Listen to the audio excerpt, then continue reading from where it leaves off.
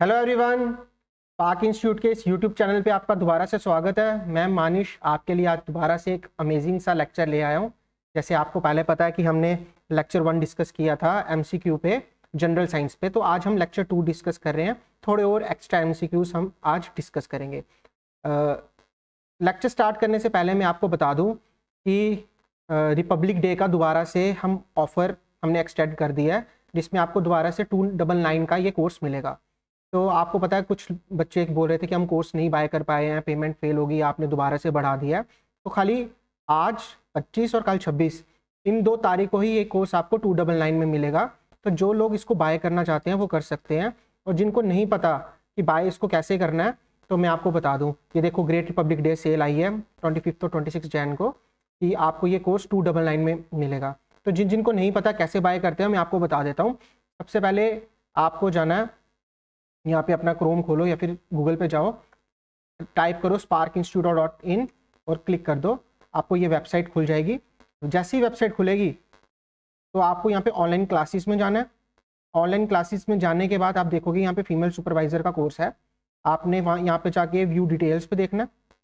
जैसे view details खोला आपने, नीचे आओगे, यहाँ पे देखोगे कि ओवरव्यू क्या है, कि आपको क्या क्या मिलेगा। लाइव रिकॉर्डेड क्लासेस मिलेंगी, 150 प्लस वीडियो क्लासेस मिलेगी, सिलेबस स्पेशलाइजेशन का पूरा हो जाएगा। आपको इतने कम फीस में यहाँ पे कोई और नहीं पढ़ाएगा, जिसमें स्पेशलाइजेशन का सारा काम हो रहा है, और आपको 8 से ज़्यादा टीचर्स आपको पढ़ाएंगे।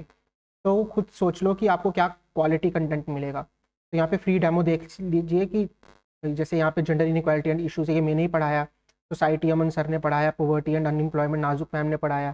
तो आप देखोगे हिस्ट्री सौरभ सर ने पढ़ाया। यहाँ पे पूनम मैम जो आपको वो पढ़ाएंगे, इंग्लिश पढ़ाएंगे। तो डिफरेंट आपको फैकल्टी मिलेगी।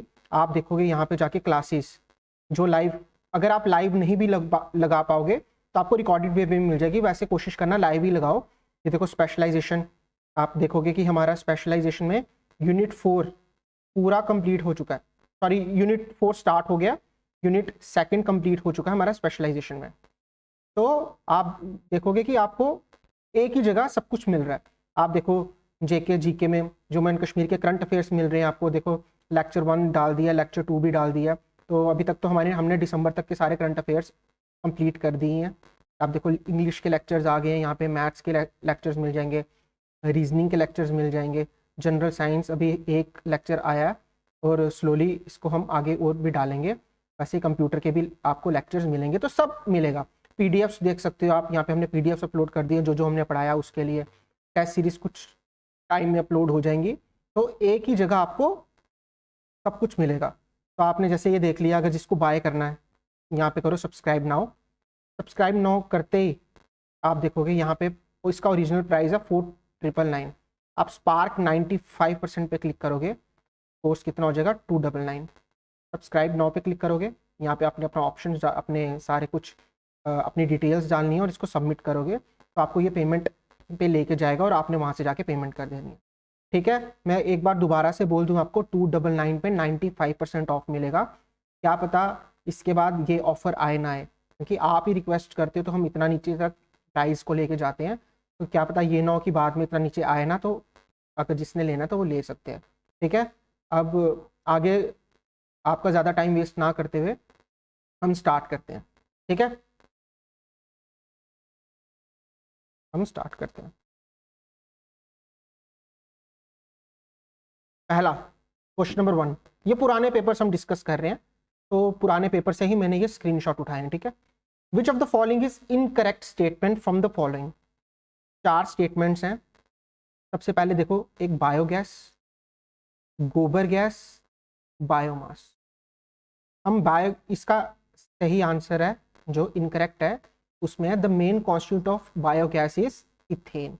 ये इनकरेक्ट है, ये आएगा मीथेन। ठीक है, तो अगर आगे पूछ ले, कभी रिपीट भी हो जाते हैं क्वेश्चंस, कोई पूछ ले choose the incorrect statement from the following, या बायोगैस के बारे में कुछ पूछ ले, तो अभी मैं आपको बताऊंगा बायोगैस होता क्या है। आपने क्या करना है, खुद से जो पढ़ना है, गोबर गैस के बारे में पढ़ना और बायोमास के बारे में पढ़ना। तो ये आपको पता होना चाहिए, the main constituent of biogas is ethane. देखो बायोगैस क्या होती है? एक रिन्यूएबल फ्यूल है that produced when organic matter कुछ भी हो सकता है। ऑर्गेनिक मैटर आपका जैसे सपोज करो वेस्ट मटेरियल हो गया, जो हम एग्रीकल्चर का वेस्ट मटेरियल है उसको हम ऑर्गेनिक मैटर कह सकते हैं। सच एज फूड, हमने लेफ्ट ओवर फूड हो गया वो ऑर्गेनिक मैटर है। एनिमल का वेस्ट है वो ऑर्गेनिक मैटर है। जब हम उसको डिकम्पोज करते हैं माइक्रो ऑर्गेनिजम्स के हेल्प के थ्रू, मगर ऑक्सीजन नहीं होती। अगर कोई भी रिएक्शन हो अगर वो एब्सेंस ऑफ ऑक्सीजन में होती है, एब्सेंस ऑफ ऑक्सीजन, तो उसको क्या बोलते हैं? एनारोबिक। और जो ऑक्सीजन के प्रेजेंट में होती है उसको क्या बोलते हैं? Aerobic reaction. यहाँ देखो लिखा हुआ है। तो अगर हमने ऑर्गेनिक मैटर को डिकम्पोज किया माइक्रो ऑर्गेनिजम्स की हेल्प में एक कंटेनर में, और वहाँ पे हमने उसको ऑक्सीजन प्रोवाइड नहीं की है, हम उसको क्या बोलेंगे? उस प्रोसेस को एनारोबिक डाइजेशन, जिसके थ्रू जिसका वेस्ट बाय प्रोडक्ट क्या निकलता है? बायोगैस। ठीक है। Biogas consist mainly of methane, methane और कार्बन डाइऑक्साइड। मेन इसका कांस्टेंट क्या होता है? Methane plus carbon dioxide. It can also include small amounts of छोटा hydrogen sulphide H2S, siloxanes and some moisture content भी होता है, थोड़ा मॉइस्चर भी निकलता है। The relative quantities of these varying depending on the type of waste involved in the production of resulting biogas. ये इतना इंपॉर्टेंट नहीं है, आपने का खाली ये याद करना है कि बायोगैस बनता कैसे है और इसका एंड प्रोडक्ट क्या होता है? मीथेन और कार्बन डाइऑक्साइड। अगर आपसे सपोज करो अगले कोई एग्जाम है हमारा JKSSB का, उसमें आपसे पूछ ले कि बायोगैस एक एरोबिक रिएक्शन के थ्रू होता है या एनारोबिक, तो आपको पता है एनारोबिक। ठीक है। नेक्स्ट, स्कर्वी बहुत पेपरों में पूछ चुका है, बहुत पेपर में पूछ, आपको पता होना चाहिए। Scurvy is related to gums. हमारे मसूड़ों से खून आना शुरू हो जाता है, गम्स से खून आना शुरू हो जाता है। तो इनमें से ऐसा कौन सा है जो गम्स से रिलेटेड है? Answer is vitamin C. इसका एक पॉइंट याद रखना जो मुझे लगता है कि पूछा जा सकता है, मैं श्योर नहीं कहूँ मगर मुझे लगता है कि ऐसा कौन सा विटामिन है जब व्हेन हीटेड अप, जब वो गर्म हो जाए तो वो उसका विटामिन की जो प्रॉपर्टीज है वो लॉस्ट हो जाती हैं, तो वो है विटामिन सी। ये भी एक है। विटामिन सी का केमिकल नेम क्या है? Ascorbic acid. तो आपने देखना है और कमेंट सेक्शन में मेरे को बताओ विटामिन ए का क्या है केमिकल नेम, क्या है विटामिन B6 का केमिकल नेम है और विटामिन ई का केमिकल नेम क्या है। ठीक है, देख लो। एस्कॉर्बिक एसिड बोलते हैं, केमिकल नेम है इसका विटामिन सी का। Nourishment of the human body के लिए तो जरूरी है, सारे विटामिन जरूरी है। टिश्यूज के रिपेयर के लिए बहुत जरूरी है, इम्यूनिटी के लिए बहुत जरूरी है। ठीक है। नेक्स्ट, ये थोड़ा क्लियर नहीं है मगर मैं पढ़ देता हूँ। विच of the following is not a noble gas? सबसे पहले नोबल गैस क्या होती है? पीरियोडिक टेबल में कुछ गैसेस होती हैं जो मोनो एटॉमिक होती है, मतलब एक ही एटम होता है इन गैसेस में, और highly non reactive in nature, ये रिएक्ट नहीं कर पाती। ठीक है। तो इनमें से कौन सी नोबल गैस है? Answer is nitrogen. Monoatomic, helium में एक आ जाएगा, एर्गॉन में आ जाएगा, नियॉन में हो जाएगा, मगर नाइट्रोजन N2 के फॉर्म में प्रेजेंट हो। तो which of the following is not a noble gas? आपने बोला नाइट्रोजन। नोबल गैसेस कौन कौन सी हमारी? Helium, neon, argon, krypton, xenon, radon. ये आपको रट्टा मार लेना है, ये आप क्रैम कर लो, आप रट्टा मार लो। और ये भी याद होना चाहिए ग्रुप 18 एलिमेंट्स हैं, ये इनर्ट गैसेस हैं। ठीक है।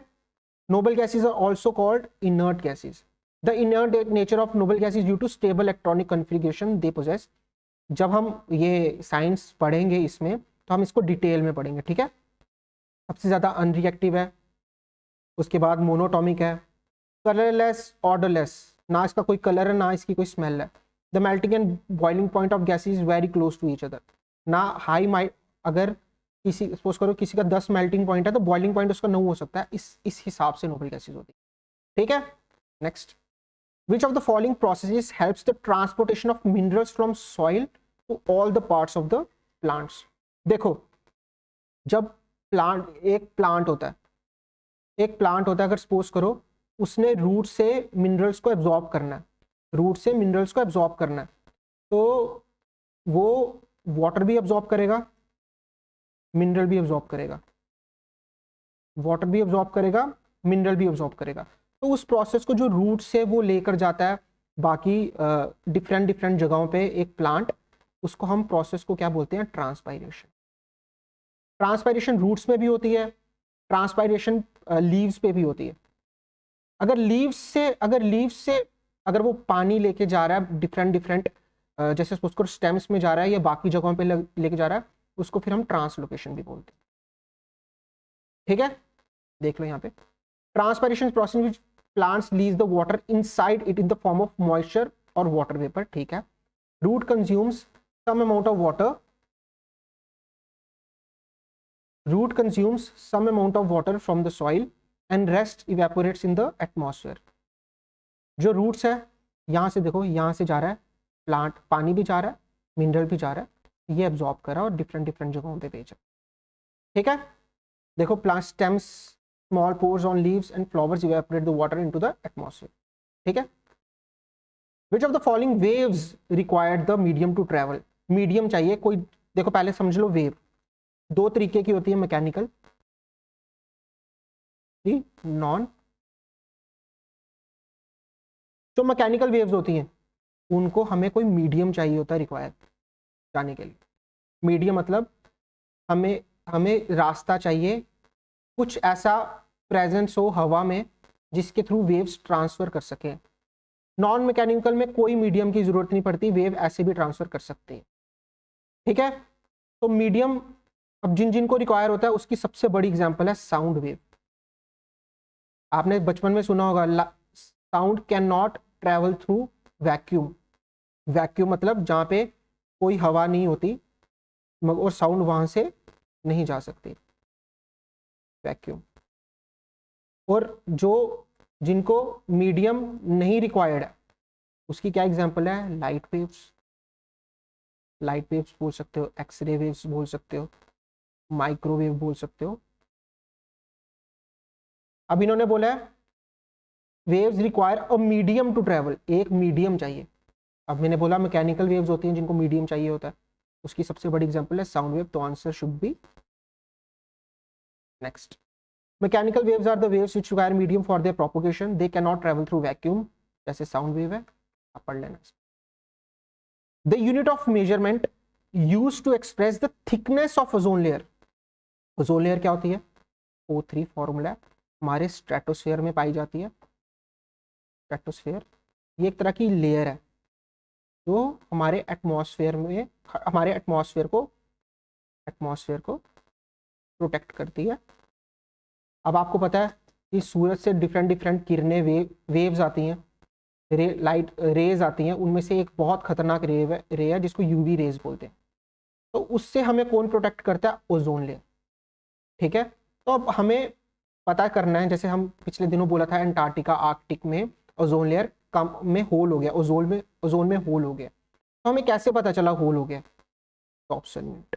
Answer is Dobson unit. ये ओजोन की थिकनेस डिफाइन करती है कि किस जगह कितनी थिक ओजोन लेयर है।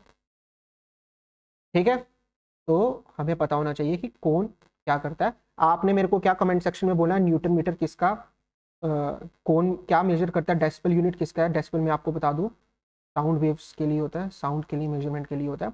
आपने ये भी बताना पॉइस किसका। ठीक है, ozone is a molecule made up of 3 oxygen atoms, मतलब O3। The high concentration of ozone that is found in the stratosphere कितना है, 15 से 30 किलोमीटर, इतनी ऊपर जाके ये पाया जाता है। अल्ट्रावायोलेट रेडिएशन से हमें बचाती है, वो Dobson unit. Next, kilometre per hour, ये जितने भी मैं आपको बता रहा हूँ ना, ये सब पुराने पेपर में आया हुआ है, JKSSB का ही आया हुआ है। तो आप देख सकते हो किस हिसाब से इसकी डिफिकल्टी लेवल है। अभी और भी इसके हैं, वो देखते हैं कि आपको वो करवाने हैं या फिर आपको खुद करना है, वो देखते हैं। तो मैंने कुछ उठाए हैं क्लोज टू, मैंने आपको दोनों लेक्चर्स में क्लोज टू 30 MCQs पढ़ा दिए हैं, सिर्फ साइंस के जो पुराने हैं। ठीक है, तो कुछ आप भी देख लेना थोड़ा बहुत पुराने, हम तो करवाएंगे, जो जिन्होंने कोर्स बाय किया उनको तो मिलेंगे पुराने पेपर्स भी। ठीक है, किलोमीटर्स पर आवर क्या मेजर करता है, स्पीड। एक्सेलरेशन, मोमेंटम, मास। स्पीड मीटर्स पर सेकंड हम बोलते हैं। अगर मीटर्स पर सेकंड ऐसे जैसे मैंने बोला, सपोज करो 1000 मीटर्स ऑन 60 मिनट्स, मतलब 1 किलोमीटर में 1000 मीटर्स अपॉन 60 मिनट्स। अगर इसको मैं उसमें मल्टीप्लाई करूंगा सेकंड्स में, अगर मैं कन्वर्ट करूंगा, एक सेकंड,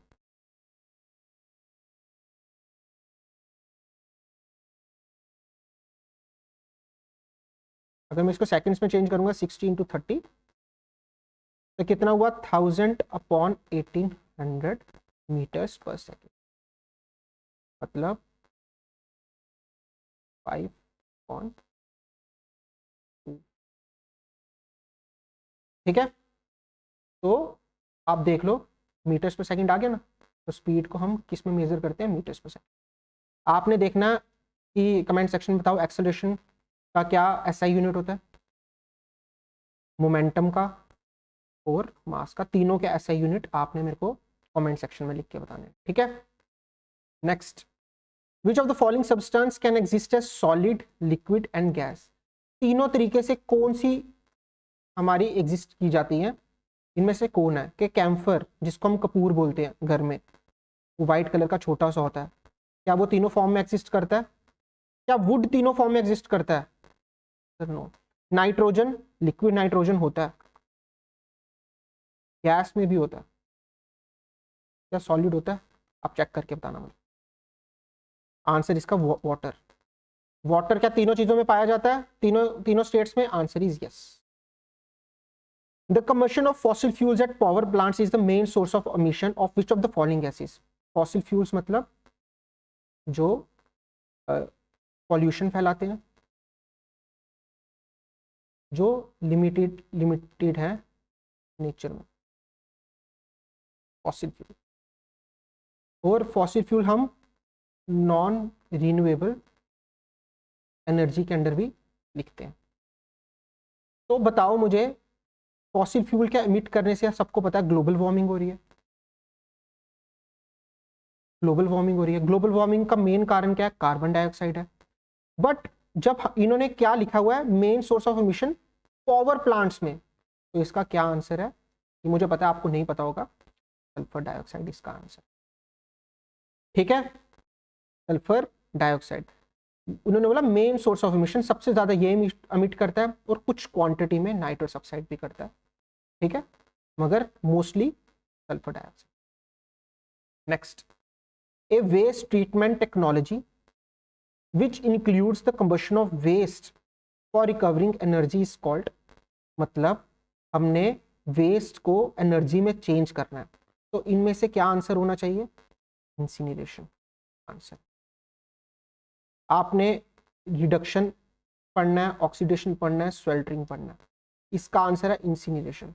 क्या होता है, जब हम वेस्ट, कोई भी वेस्ट होगा, उसको हमने एक कंटेनर में डाला, सील टाइट कंटेनर में डाला, वहाँ पे ये वेस्ट पड़ा है, हमने इसको कन्वर्ट करना है एनर्जी में, एनर्जी में कन्वर्ट करना है, और इसमें हम माइक्रो ऑर्गेनिजम्स छोड़ देंगे, माइक्रो ऑर्गेनिजम्स छोड़ देंगे, मगर उनको एनारोबिक रिएक्शन में, हमने भी पीछे पढ़ा, एनारोबिक रिएक्शन में मतलब उनको ऑक्सीजन नहीं देंगे। तो जब ये हम प्रोसेस फॉलो करेंगे तो उस प्रोसेस को क्या बोलते हैं?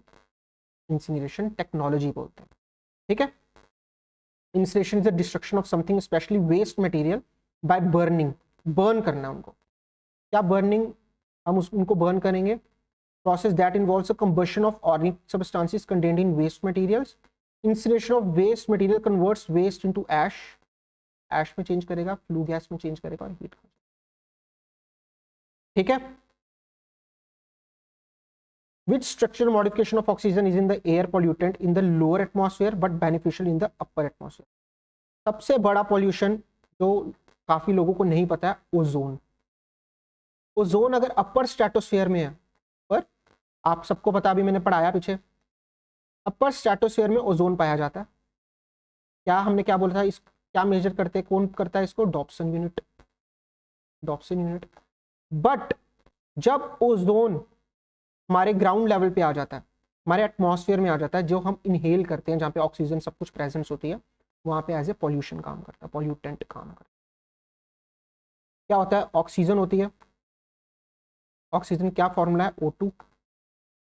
जब आप देखोगे कि गाड़ियां चलती हैं, गाड़ियां नाइट्रस ऑक्साइड छोड़ती हैं, सल्फर डाइऑक्साइड छोड़ती हैं, और इसको गाड़ियां क्या करती हैं? नाइट्रस ऑक्साइड छोड़ती है, सल्फर डाइऑक्साइड छोड़ती है। तो उससे क्या होता है? जब ये दोनों छोड़ती है तो ऑक्सीजन रिएक्ट करता है इनके साथ, NO2 के साथ, और क्या हो जाता है? ये O3 बनाता है, जो हार्मफुल है हमारे लिए। क्या हो रहा है इसको? एक सेकंड।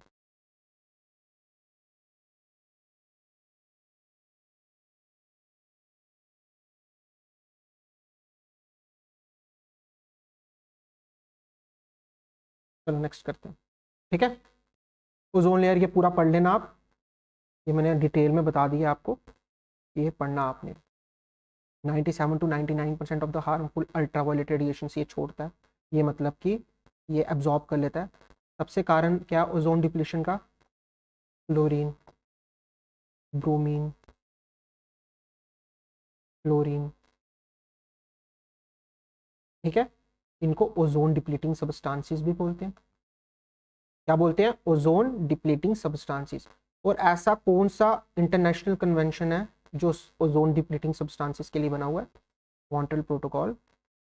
क्या बोलते हैं? आपने सबने सुना होगा क्लोरोफ्लोरोकार्बन्स, वो इसी कॉन्टेक्स्ट में यूज किया होता है। क्लोरोफ्लोरोकार्बन्स ओजोन डिप्लीटिंग सब्सटेंस है, ठीक है। Next, coal is a fossil fuel used to generation of electricity and heat, ये सबको पता है। Which of the following is the highest rank of coal and has carbon content of over 87%? सबसे purest कोल जो हुआ है अभी तक हाईएस्ट क्वांटिटी का, वो है एंथ्रासाइट, जिसमें कार्बन कंटेंट कितना होता है? 80 to 90%। तो आंसर क्या होगा? यहाँ पे लिखा हुआ ओवर 87%। क्या आंसर होना चाहिए इसका? एंथ्रासाइट। डिफरेंट टाइप्स के कोल्स हैं, जैसे एंथ्रासाइट मैंने बताया 80 to 95%। क्या होता है? It ignite slowly with the blue flame and found small quantities, Jammu Kashmir में पाया जाता है। पूछ सकते हैं आपसे एंथ्रासाइट कहाँ पाया जाता है, आप बोलोगे जम्मू कश्मीर में। फिर आता है बिटुमिनस, ये लो लेवल मॉइस्चर है, मतलब इसमें 60 to 80% इसमें कार्बन कंटेंट है। और झारखंड, वेस्ट बंगाल, उड़ीसा, छत्तीसगढ़, मध्य प्रदेश, यहाँ पे ये पाया जाता है। लिग्नाइट में और कम कार्बन कंटेंट है, और पीट में सबसे कम। जब वुड से कोल कन्वर्जन होती है ना, तो पीट बनता है। It slowly lignite, bituminous and, ठीक है। सबसे हाईएस्ट क्वालिटी अगर पूछ ले एंथ्रासाइट, सबसे लोएस्ट क्वालिटी पूछ ले तो पीट। आपको इसका वो पता होना चाहिए, एंथ्रासाइट सबसे ज्यादा, फिर बिटुमिनस, उसके बाद लिग्नाइट, फिर ये आपको इसकी सीक्वेंस भी पता होनी चाहिए, क्या आप पूछ रहे हैं पेपर में, ठीक है। Next, which of the following diseases is caused by deficiency of vitamin A? सबसे आसान क्वेश्चन, ये सबको पता होना चाहिए। विटामिन ए सबको पता है आंखों से रिलेटेड होता है, आई के साथ रिलेटेड होता है, तो मतलब night blindness. Rickets, vitamin D. बेरी विटामिन B1। आपको कमेंट सेक्शन में बताना है पेलेग्रा, ये तो सबको पता होता है, पेलेग्रा बताओ किससे होता, ठीक है। विटामिन ए का chemical name retinol. Vitamin D का केमिकल नेम कैल्सीफिरोल। B1 का chemical name thiamine. Comment section में क्या बताओगे? पेलेग्रा का विटामिन कौन सा है और उसका केमिकल नेम क्या है? थोड़ा आप भी करो काम, सारा मैं ही करूं। ये है सारे विटामिन। विटामिन ए, इससे होता है B6, B12, B1, ये सब मैंने दिया है, आपने पढ़ना है ध्यान से। अगर आप ये चार्ट भी पढ़ के चल जाओगे ना, आपके 2 क्वेश्चन पक्के हो जाएंगे, ठीक है। ये देखो, आज का काम खत्म हुआ हमारा। फिर मैं आपको बता दूं, 299 का कोर्स है, गोल्डन अपॉर्चुनिटी है, जहाँ पे आपको सब कुछ एक ही साथ मिलेगा। लाइव क्लासेस मिलेंगी, रिकॉर्डेड लेक्चर्स मिलेंगे, टेस्ट मिलेंगे, PDFs मिलेंगी। सब आपको एक ही जगह मिलेगा, आपने खाली पढ़ने का काम करना है, सारी टेंशन हम पे छोड़ देनी है। और प्राइस 299 है सिर्फ 25 और 26 तारीख के लिए। देखो आप इतना बाहर, जो भी बाहर घूमने जाते हो, बस आपको इतनी सी फीस खर्चनी है और आपको हो सकता है आपकी सीट, जो भी आप सुपरवाइजर के लिए तैयारी कर रहे हो, वो आपकी खुद की हो। ठीक है, तो थैंक यू वेरी मच। हम जल्दी मिलेंगे अमेजिंग एमसीक्यूज के साथ और, ठीक है, ओके बाय।